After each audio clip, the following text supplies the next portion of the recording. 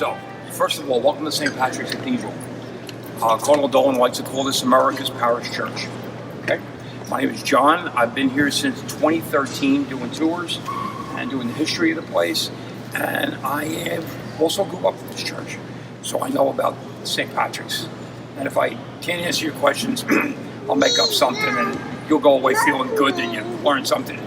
It's probably going to be correct. So we'll have a good time. Firstly, welcome. I can't think of a better way to spend my 70th birthday than with some fellow veterans. Thank you. I was in the Marine Corps in 1972 to 75. So it's good to be with some fellow vets. There's not that many of us left anymore. Okay? It's our second year doing this, past 9, and I couldn't be happier. Okay, a little bit about the place. Get going with that because I know you got places to be. This place is the work of 3 geniuses. The first one's name is John J. Hughes. He came from County Tyrone, Ireland. He came here in 1817. He was born in 1797. He was our first archbishop. First bishop and archbishop of New York. The second person we're going to talk a little about, his name is John McCluskey. He was our second archbishop. And he was, he was the first cardinal in North America. Okay. The third person we're going to talk a little bit about is James Renwick. James Renwick is the person who designed this place. He was the architect who designed it. A little bit about John Hughes. John Hughes came out of County Tyrone, Ireland.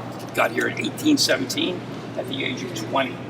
He came here, having left Ireland to escape religious persecution.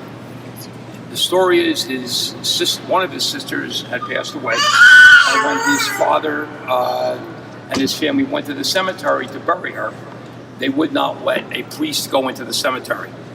John, as a young man, he was probably about 18, went into the cemetery, got a handful of dirt, came out with it.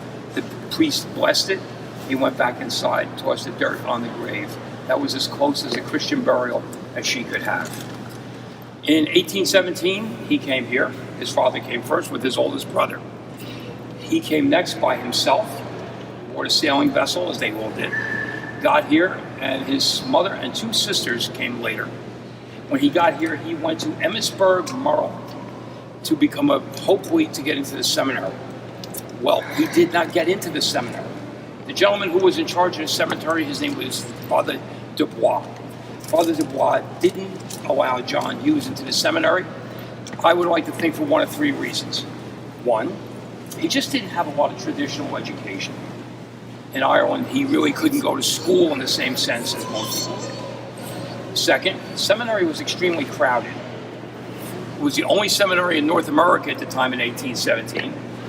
The third reason is he just didn't like John Hughes. John Hughes was, as my Irish grandmother would say, there's 2 kinds of Irishmen, Johnny. There's the kind who sit in the corner and read, pontificate life, write poetry. Then there's the people like you, meaning me. You could argue with yourself in the mirror, okay?